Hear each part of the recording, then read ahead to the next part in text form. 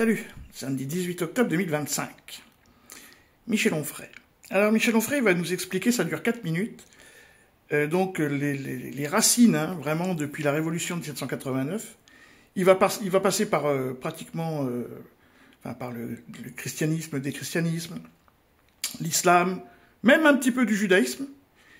Et lui, il parlait de sophisme tout à l'heure, Michel Onfray. Ça, c'en est un beau sophisme, parce qu'on parle de tout, on tourne autour du sujet, on n'ose pas dire la réalité. C'est-à-dire que quand on parle de la Révolution française, de la maçonnerie, parce qu'ils vont en parler sans parler du Talmud, c'est très compliqué, quoi. Quand on parle du judaïsme, si on prend que la Torah, celui-là, il n'existe pratiquement plus. Il faut donc parler du Talmud, donc du Zohar et de la Kabbale. Sinon, on ne peut pas comprendre. Donc là, ben voilà, un petit tour de sophisme Onfray. C'est parti. La France, c'est quoi? Moi, j'aime la France et j'aime les gens qui aiment la France. C'est-à-dire, mon problème n'est pas de savoir si les gens sont catholiques, musulmans, ils peuvent même faire leur prière, être musulmans, manger halal. S'ils aiment la France, ça ne pose aucun problème. Eric lui pense que c'est intrinsèquement problématique. Oui, il a raison de dire que l'islam n'est pas républicain si on prend le Coran. Et effectivement, et les hadiths et la biographie du prophète. Oui, il n'y a pas liberté, il n'y a pas égalité, il n'y a pas fraternité. Il y a une hiérarchie des religions, il y a une hiérarchie entre l'homme et la femme, il y a une homophobie, il y a un antisémitisme, c'est dans le texte.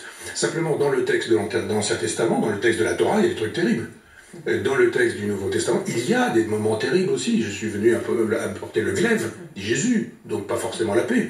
Donc il y a dans les textes sacrés, dans les textes saints, matière au pire et matière au meilleur. Donc si on dit qu'il y a une présence musulmane en France, c'est ainsi. Il faut composer avec. On ne va pas dire la remigration, c'est quoi? On remet des gens dans un avion pour les ramener où? Ils sont chez eux, ils sont nés là, leurs parents sont nés là et les grands-parents sont nés là. Donc pour moi, l'identité de la France, c'est l'amour de la France. Voilà. Et il dit aussi que la déchristianisation fut le cœur du projet des Jacobins révolutionnaires. Ça résonne à vos oreilles ou pas? Oui, oui, il a raison, il a raison.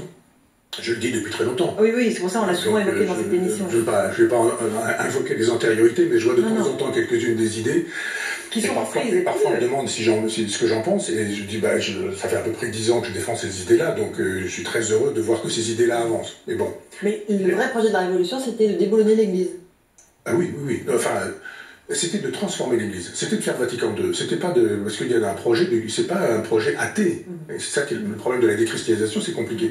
C'est pas au nom de l'athéisme, il y a très peu d'athées, et Robespierre envoie les athées à l'échafaud.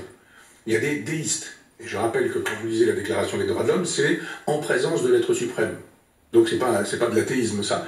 Donc évidemment, on modifie la religion sous le coup de la profession de foi du vicaire savoyard de Rousseau, où on nous dit, bon, le Dieu des chrétiens, une espèce de vieux monsieur à barbe, etc., qui est méchant, qui est gentil, etc., on le remplace par un Dieu franc-maçonnique, créateur du monde, ordonnateur du principe de l'univers, et cette religion-là, elle suppose des prêtres, et on demande aux mêmes prêtres, s'ils sont des prêtres jureurs, c'est-à-dire jurer serment de fidélité à la République, et ceux-là, on leur dit, vous restez en place, il n'y a aucun problème.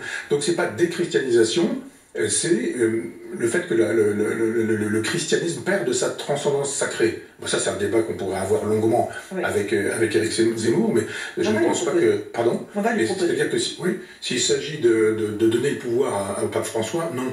S'il s'agit de donner au pape Benoît XVI, c'est autre chose, c'est autrement. Donc le christianisme, il est divers...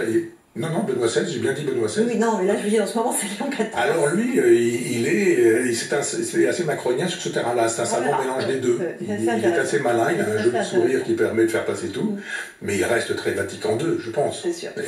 On est sur CNews et sur Europe 1 pour Face à Michel. Voilà, c'est ça la talmudisation de la pensée et de l'esprit.